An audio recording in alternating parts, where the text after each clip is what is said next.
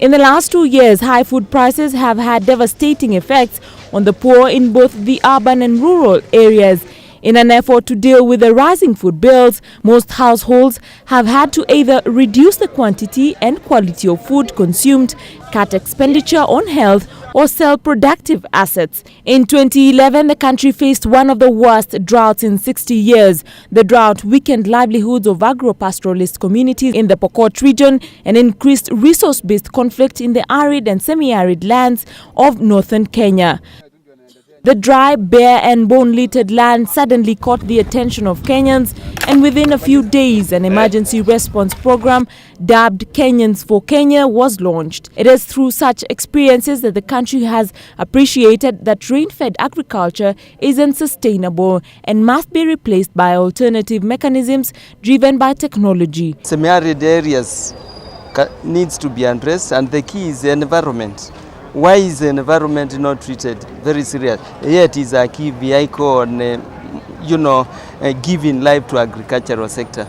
But as it is, goals set for the agriculture sector in the Vision 2030 blueprint may not be achieved if rainwater is accounted for as a supplementary source, not as a primary one, while water harvesting, drip irrigation and prudent management of water resources ought to be emphasized.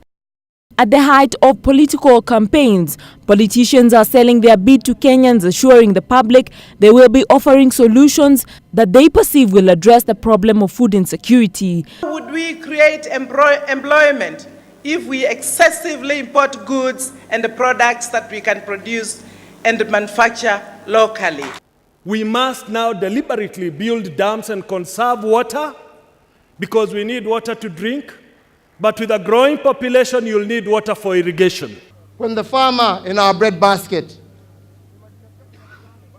is able to fetch a good price for her beans, her sugar, because the government has eliminated unscrupulous middlemen and offered incentives and farm outputs and facilitated alternative markets for her produce, the spirit of our alliance will be alive. Unless and until we devise deliberate, concrete efforts on how to mainstream the participation of the young people in driving food security, the economy of our nation, it will continuously be impossible for us to achieve the proposals of Vision 2030.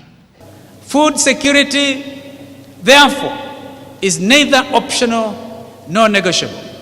To transform agriculture, we must move away from red-fed agriculture. The public also feels that the coming government needs to urgently help producers, especially small-scale farmers, to boost food production, mainly by facilitating the access of seeds, fertilizers, animal feeds and other inputs. At the same time, introduce various measures such as price controls and export restrictions.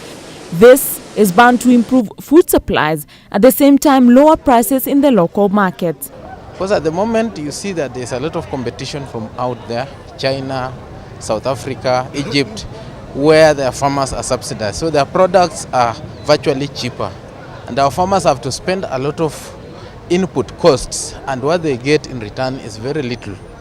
The success of the agricultural sector heavily relies on investment on infrastructure to end such recurring incidents as this, where hundreds of liters of milk are spilled due to limited storage capacity or lack of plans and procedures to convert excess farm and animal produce to usable goods. We need to have the National Cereals and Produce Board to know that it doesn't just have to operate within very limited areas. That means they should set up base in every county, have silos and be able to collect more than just maize, so that people in Pokot who produce excess onions but cannot get it to the market can have somebody buy it from there. And of course that means fixing the infrastructure.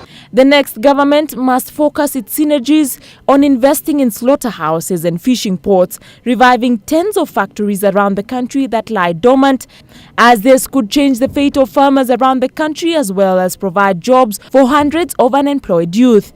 Tunataka kiongozi ambaye ataamsha makampuni zilizolala. na kiongozi ambaye ataangalia mambo ya agricultural, ukulima. Ijenge mastores makubwa katika nchi yetu hii ili tupate vyakula vikiwa stored, ili mtu yote wa Mkenya asiwe na shida ya njaa. Njaa isikue hapa Kenya. With only 2 years left until the target date of the Millennium Development Goals, the government of the day will have in its plate the first goal in the MDGs, eradication of extreme hunger and poverty.